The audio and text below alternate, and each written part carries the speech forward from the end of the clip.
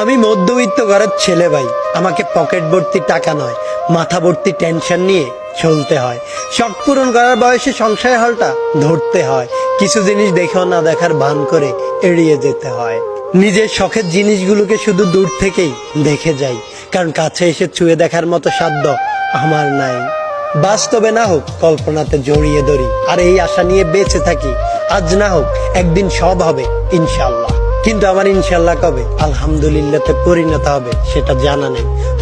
আমি মধ্যবিত্ত ভাই, আমাকে অনেক স্বপ্নই কাফন ছাড়া দাফন দিতে হয়।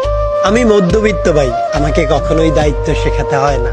বাবার বয়স যত বাড়তেছে, দায়িত্ব নামক শব্দটা ততই মাথার ভেতর ঘুরপাক খাচ্ছে, কারণ বাবার পায়ে সংসার হালটা আমাকেই ধরতে হবে।